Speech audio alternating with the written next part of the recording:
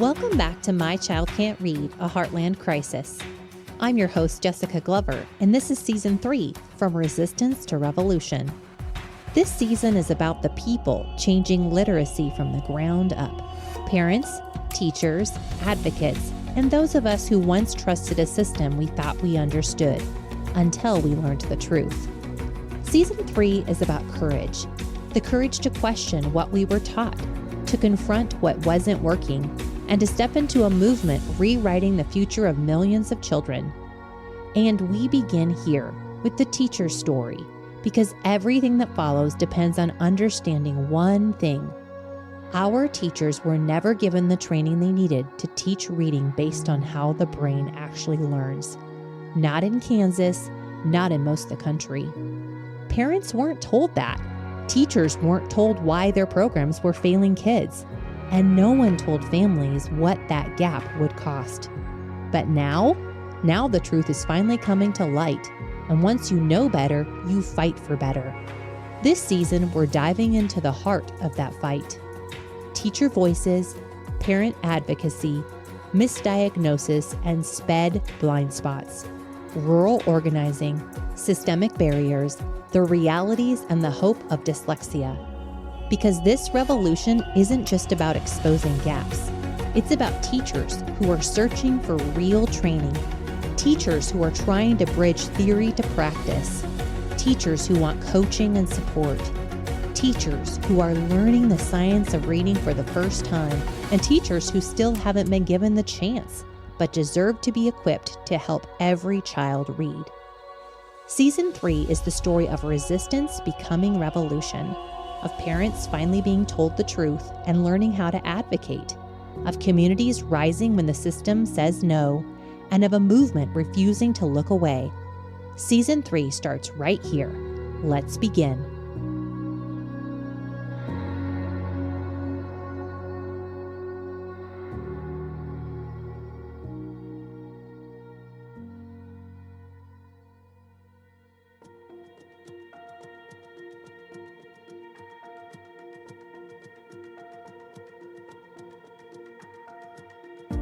Advocacy is not optional. It is an act of liberation. As Frederick Douglass once said, "Once you learn to read, you will be forever free." But in Kansas today, too many families never get the freedom without a fight. Today's episode is Parent Advocacy 101, fighting for your child's right to read. And we're not just going to talk about advocacy, we're going to define it, teach it, and show why it matters. Not just for one child, but for every child. The quietest resistance, silence. It starts quietly, too quietly. Your child struggles to read. You notice it, you speak up. And the response? Let's wait and see. Or misinformation. Dyslexia? That's rare. Or worse, silence. No one explains structured literacy. No one tells you what's typical, what's urgent, or what actually helps. Parents naturally assume the school must know best, but often they don't. I'm Danielle Morris, and I'm currently in my 20th year of teaching, currently in Andover. My son, Rogan, is 8 years old. We started seeing issues with his reading in pre-K at age 4. Starting in pre-K, his first meeting was in October, and his teacher let us know that he knew 0 letters by name and 1 sound. So I immediately said, could we get some extra help and support? We were told, sure, but let's wait a bit. And even though I worked in the building, I begged our principal to let us talk about what's going on. And I was told no. And so we get to the meeting, and my ex-husband and I are like, yes, we have all these concerns. And we just keep saying, oh, we'll just keep him going 30 minutes of AP a day. We'll see improvement. There's barely a movement of improvement. So first grade comes, and his first grade teacher was a former special education teacher. And I finally talked with my ex-husband, and we both agreed he needs testing. So we talked to her, she agrees. My principal doesn't agree. So as a teacher, I know the workaround. So I said, I can't ask for the testing because this is my job and I want to keep it. You're going to have to email everybody and have it in writing. And having it in writing got him in and tested, and he was the first person on our caseload in our building to be labeled dyslexic by special education testing. This quiet resistance, the absence of information, can feel overwhelming, but it's also the moment advocacy begins. For decades, the system wasn't designed to recognize dyslexia. Children were misidentified, misunderstood, or blamed. What we're seeing now, more dyslexia diagnoses, is not a new epidemic. It's long overdue recognition. And parents stepping into advocacy are the reason that recognition is finally happening. Before we go any further, there's something every Kansas parent needs to understand, because it shapes everything about this journey. Kansas doesn't operate like other states. We don't have 3 branches of government. We have what many call a 4th, the Kansas State Board of Education. Article 6 of the Kansas Constitution gives the State Board of Education independent authority over teacher preparation, curriculum approval, certification, accreditation, and special education rules, including dyslexia. Not the governor, not the legislature, not local districts, the board. And for decades, that structure meant Kansas moved painfully slowly on dyslexia. The state didn't formally recognize dyslexia in law until 2023. So when you advocate for your child, you're not just speaking into a school building. You're pushing against an entire system designed to change at a glacial pace. And here's the shift. The moment you understand the system, you gain power.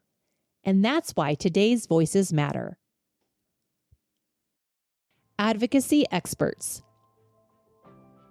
Advocacy isn't instinctive, it's learned. And this is where experts like Barb Orsi and Amy Trombetti and advocacy educators like Karen Mayer Cunningham step in. Together, they bring decades of experience in special education, compliance, and parent advocacy. Barb Orsi starts parents in a place that feels simple, but is profoundly strategic. My name is Barb Orsi.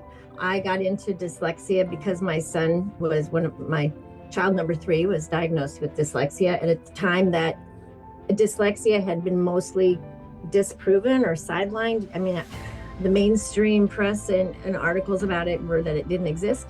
But thankfully, I immediately started making phone calls, and just by serendipitous luck, I found Janine Phillips.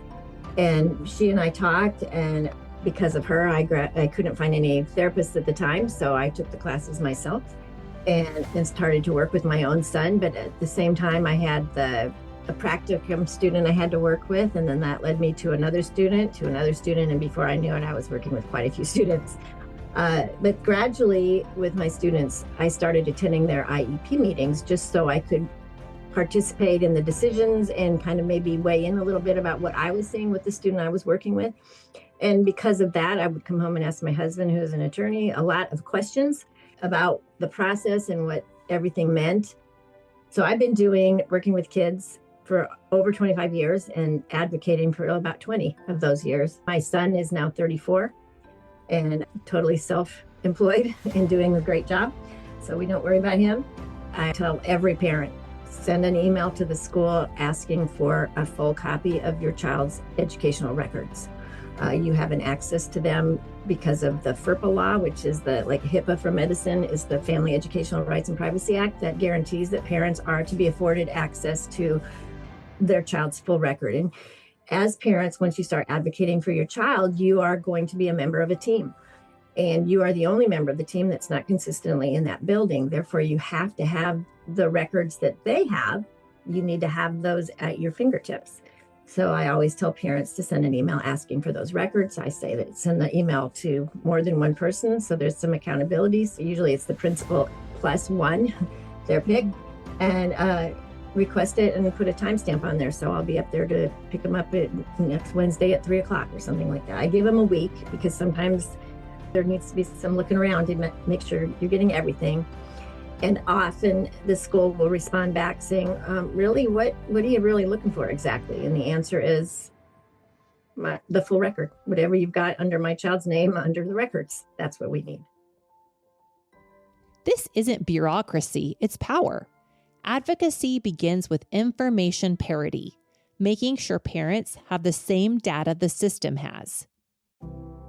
So I'm Karen Mayer Cunningham. So I was forced into this lovely line of servicing families and kiddos at the highest level. I had a child identified with a disability, and I went to the school and I thought it would be great, and it was a mess. And I just thought all the people there knew everything. And I thought, look, there's this law and these kids, we could just do this. And that is not what happened or what happens. And so we have this amazing 50-year-old law that provides special education for students who are identified.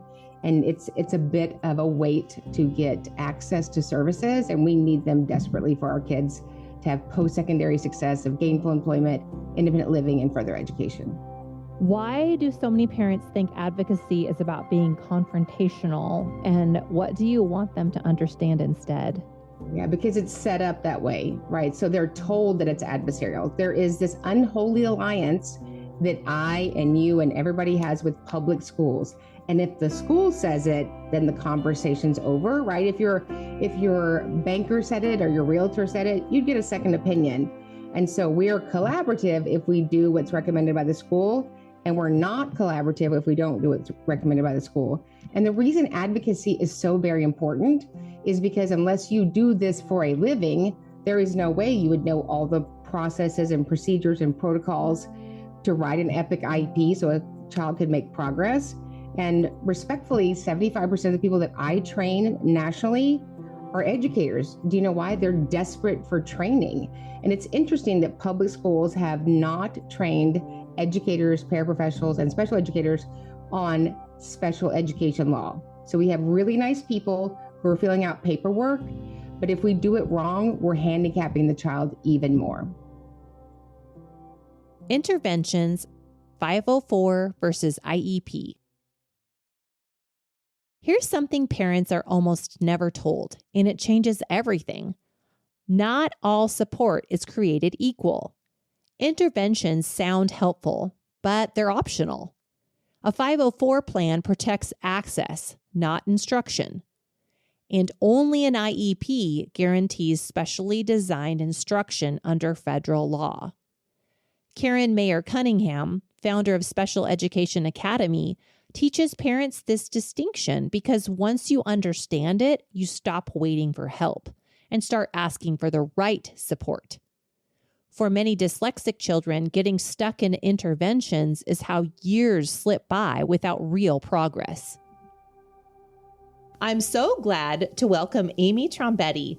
Amy has nearly 3 decades of experience in special education. She has spent most of her career in administration and working with states and schools to coach and train teachers on best practices and compliance.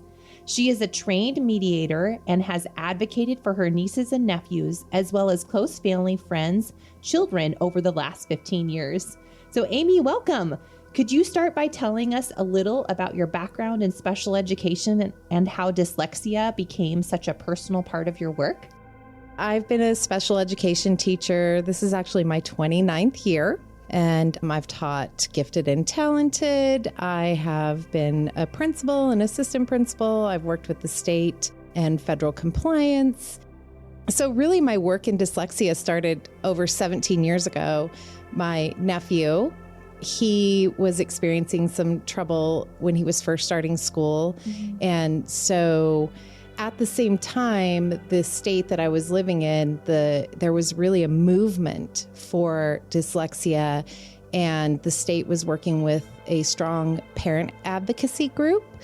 And so it really came to light how important that is, because, when we as teachers go through schooling, that just wasn't a thing that we were trained on or looked at. So that's really where I started becoming aware. As a parent, when you realize that something is going on, go to your school, have the conversation with the teacher, really use each step along the way. So if you have a conversation with your teacher and your concerns, and maybe they aren't validated, or maybe the teacher just doesn't see what you're seeing, then ask for a meeting with your school team or your principal and really advocate for your child and let them know that, you're really seeing these concerns and you really want to be part of the team to work this out. I think the team process is so important because that is going to be a lot of 12 years of your child's life, that you're going through school.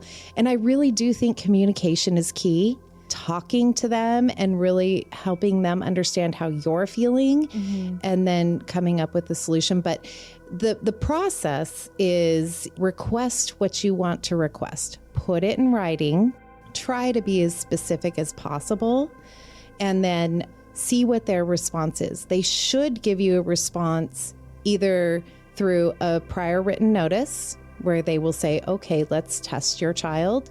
Or they will maybe give you a prior written notice of refusal, but they'll show you data and you can decide from there what you want to do. But the process is really not that hard.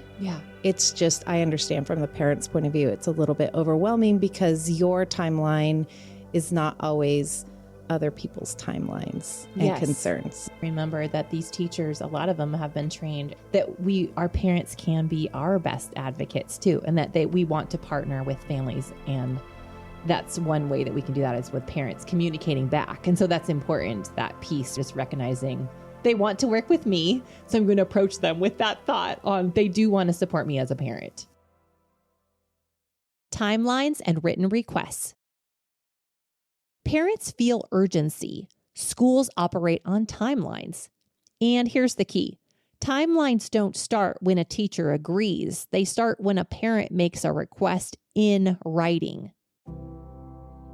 This is a legal process. It's a legal obligation that the school must provide your student a free, appropriate public education only when it's a requirement. And writing it makes it a requirement and it starts a timeline. Most parents visit with teachers at the pickup line or at the pumpkin patch or at church or at tennis lessons. And that's all good and well, but it's not legal. So we put it in writing. So A, we're clear, B, there's specificity, and we have a response back from the school within 15 calendar days. Karen teaches families that written requests trigger legal clocks under the IDEA law. Conversations can be forgotten. Emails create accountability. Prior written notice. There's one document most parents have never heard of, but it can change everything. It's called prior written notice. If a school refuses to evaluate, delays services, or says no, parents can request that refusal in writing. Karen calls this a turning point because once decisions must be explained on paper, silence disappears and accountability enters the room. What do you see happen when parents request prior written notice? It's amazing. When I request prior written notice, all of a sudden my hearing is a problem. Oh, Miss Cunningham, we didn't say that. Oh, you didn't say that? Oh, okay, because I thought you just said that. No, we did not say that. So a prior written notice is an obligation of the district when they choose to do something or they choose not to do something. And so it's an obligation that they have this notification to the parent so that the parent, should they need to exercise their procedural rights and safeguards, can do that, right? You can't just do something without everybody being in alignment. And so, the law is to protect individual disabilities and their parents. And when those safeguards don't happen, it's a violation of IDEA. When parents come prepared with documentation and clear questions, classrooms change. Educators notice. Plans shift. Instruction improves. Preparation alone creates impact. The emotional landscape of advocacy. Let's be honest, advocacy is heavy. Parents cry in their cars after meetings. They're labeled pushy, and trust erodes. They realize the system isn't coming to rescue their child. My name's Jamie Beck. I am a mother of 3. I had 2 girls, and then I had Charlie, who's always been on the lowest percentile of everything. And we're like, what is going on? We're trying everything anybody suggested. And in every report that we ever went to, starting when he was 3, he's such a sweet kid. We enjoy having him in class. He's a little bit rambunctious, so sometimes we have trouble sitting down and everything. And then their faces would almost like drop, and they would slide the paper across, and they're like, and these are his reading scores. And you're just like, ugh. The Alphabet Factory was like on reruns at our house all the time, like just trying to get him to recognize letters and sounds. Most of first grade was the same thing. He doesn't know his letters, he doesn't know his sounds. And I'm like, what is going on? Because we've done everything and just nothing was working. Came to the point in first grade, he was actually recommended we hold him back because he was ending first grade right where he needed to be starting first grade. Okay. That was an extremely difficult decision to make as a parent. And both his teacher and the reading specialist recommended that would probably be the best course of action. So we went ahead and did it. Because I told my husband, I'm like, I've got a huge toolbox when it comes to dealing with behaviors with kids and helping kids and doing all this stuff. And he's taken everything and thrown it out the window, and I don't know what to do. So we got him tested and found out he was ADHD. He got medicated, and we were thinking things are going to get better. He started the second round of first grade. He was doing really good for about 2 months. Okay. And then all of a sudden he was behind again. So he worked with the reading specialist. Every summer we paid her to tutor him. Yes. Alphabetic phonics? Yes. Okay. Miss Yost. She is fantastic. Wow. And I don't think he would be reading where he is without her. Yeah. But she also taught him amazing coping skills. And so we're getting through elementary school. He had an amazing teacher in 4th grade who would like look at his papers and be like, hey, Charlie, why don't you read this one to me? And he would read it wrong, and she would like help him correct, and he would fix his answers. So he had the best grades he'd ever had. And so we're getting towards the end of the school year, and I'm like, I want an IEP for him. And then the counselors are like, he's not a full 2 grade levels behind. I don't think he qualifies. And I said, well, I want him tested. And so they do the testing, and he's just not quite far enough behind. So technically, he's a good 3 years behind at this point in time. They wouldn't do it. And so finally, I was able to get him a 504 going into intermediate school. Okay. I don't think it helped a whole lot. Because, we've moved past the learning to read, and now we're reading to learn. Yeah. The teachers are still doing a lot of reading aloud to the class. So he's still floating by. Yeah. But every conference still is like, his reading scores. And I'm like, contact Miss Yost, ask her what she was doing, because she's done phenomenal work with him. And they just kind of looked at me like I was crazy. What should parents know when school testing says their child doesn't qualify? That sometimes the testing is getting that outcome because of the limited testing. And so when I ask for testing, I ask for full comprehensive testing, because testing does one of 2 things. It identifies or it eliminates, and we want both. And what we see when we get opening records from families is that there was a test done, but it was tiny, right? They did the baseline, and until you have representation, it's unlikely that the full comprehensive evaluation will be completed. And if we didn't do it comprehensively, we're missing something. Many parents hit a breaking point when school testing says your child doesn't qualify. But that's not the end of the road. Karen teaches families that parents can seek independent educational evaluations, and in some cases request that the district fund them. Knowledge doesn't erase grief, but it gives parents direction.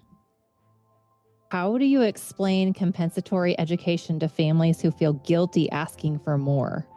Yeah, and so it's not about feeling guilty. It is a legal obligation, duty, and responsibility of the district to implement the IEP as codified in the conformity of it and with fidelity. And it either happened or it didn't happen. This is not personal. This is business. So we would request a compensatory package to return the student back to where they would have been had the IDEA violation not occurred. And I believe more often than not, an educational intervention is as meaningful as a medical intervention. And our children will not get time back. Nobody's going to call you, Jessica, and go, oops, sorry that we blew it in 4th grade. That will never happen. And so we have to request that we get delivered to our student what is owed to their student. That moment when grief turns into resolve is when advocacy becomes power.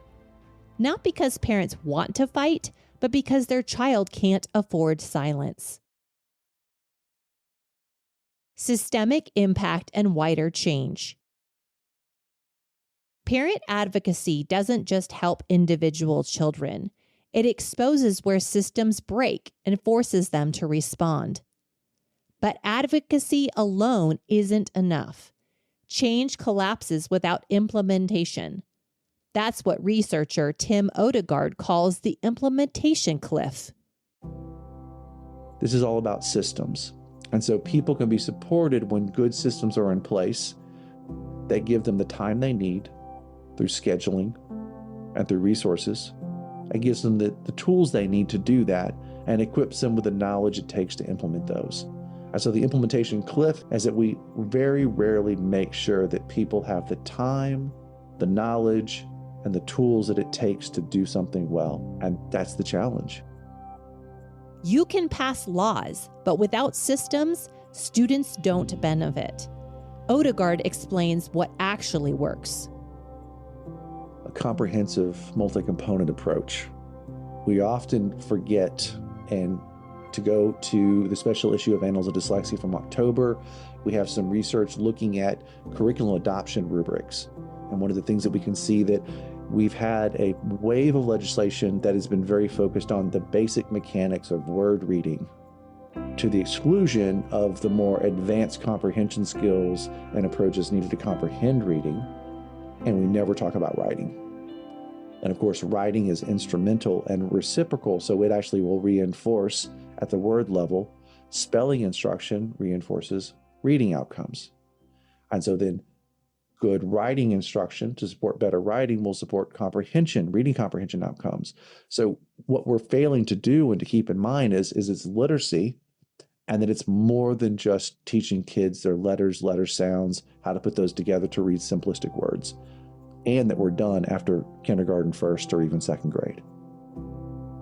And that brings us to teacher preparation, the linchpin. Teacher preparation is the key. If you don't have the workforce you need to do the job, then you don't have the people you need to do those jobs. So you have to have what we invest in the public sector through our taxpayer dollars across states is to invest in universities that will prepare a workforce for professions. And that means that we have to have those. What they can do is they can give them the clear knowledge they need to understand literacy. They can make sure that they have the nuts and bolts that's needed for that. So that's critical.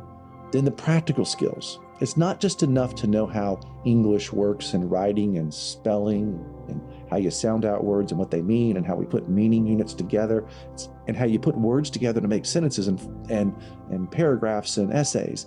It takes more than that. It takes the practice of how you teach that.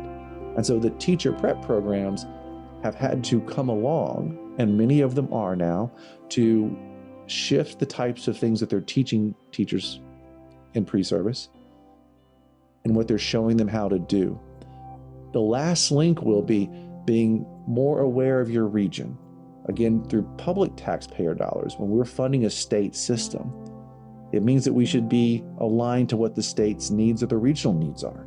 And so when we know that through, let's say, legislation, we're implementing certain types of practices and materials and content, we need to make sure that the teacher prep programs are doing their part to keep innovating in their coursework to make sure that the practical skills being learned will be either quickly adopted to work context of a school that they're going to be positioned in as a licensed educator, and or directly applicable to that because they're being trained in similar materials, if not the materials. What might that look like? Here in Tennessee, where I find myself, we have state-adopted materials that are linked to legislation. So in the K through 2 space, you could actually be training elementary ed, especially the early elementary ed teachers, through coursework, those materials and how they would implement. And since that's taxpayer dollars to put high-quality instructional materials in teachers' hands, when they get there, they know the basics. And what you can now do is innovate and meet the students' needs through adaptation of those materials. That would be a game changer, and that's a role that pre-service can play. In Kansas, advocacy pressure is finally forcing some alignment. The Kansas Board of Regents now requires science of reading coursework for pre-service teachers, ensuring educators enter classrooms with foundational knowledge. Kansas teachers must complete approved literacy training or pass an approved literacy exam by 2028 to earn the state's seal of literacy for licensure. Also, the blueprint for literacy is still on the table. It's a roadmap for curriculum selection, teacher training, and structured literacy implementation. The goal is that systems align. Advocacy isn't just about moving forward. Sometimes it's about restoring what was lost. Karen Mayer Cunningham teaches parents about compensatory education, services provided when students were denied appropriate instruction or faced unnecessary delays. Time matters, especially when a child is learning to read. Hi, my name is Erin Cannell, and I was diagnosed with dyslexia, ADD, and dysgraphia when I was about 7 or 8 through the Fundamental Learning Center by Dr. Stone. When I was diagnosed, I do remember after the diagnosis, Dr. Stone's report said, she's low in this, going to struggle in this. These are things that she really could get some help on. And then these are the areas that she was gifted in, that she'll flourish. My mom tried very hard to get me the help to take that pain and struggle away.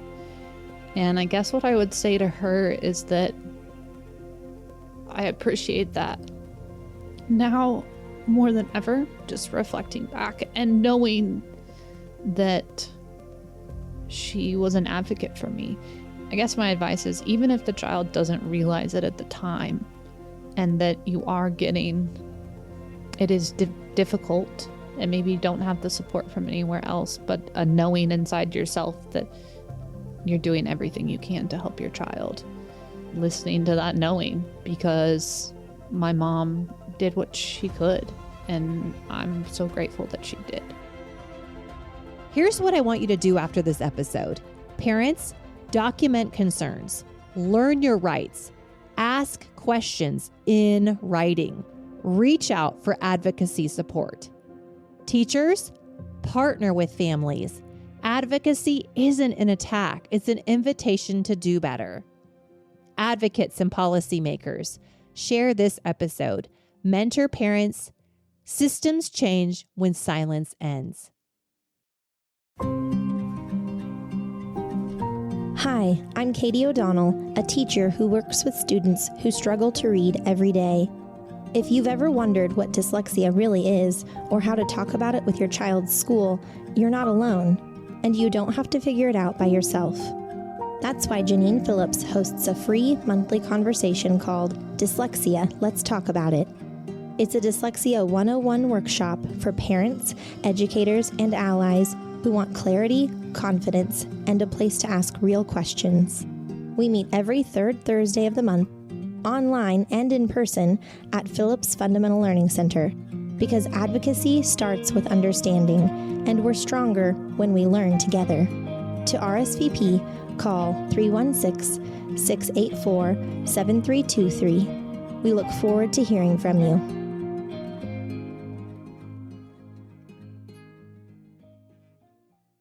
In this episode, we introduce tools like prior written notice, independent evaluations, and compensatory education. In the next episode, we'll see what happens when those tools should have been used and weren't. Parents fight because they see what the system doesn't. But what happens when the system sees the flaws and still doesn't act? Next time, misdiagnosis, overlooked dyslexia, and why informed advocacy still matters. Thanks for listening to My Child Can't Read, a Heartland Crisis. If today's episode resonated with you, if you saw yourself, your child, or your classroom in these stories, you're not alone. We believe every child can learn to read, and every parent and teacher deserves the knowledge to help them. I invite you to take action today by subscribing wherever you get your podcasts so you don't miss an episode, rate and review to help others find this series, and tell us about your story and discover how the Phillips Fundamental Learning Center is changing lives through literacy at funlearn.org/podcast. That's funlearn.org/podcast.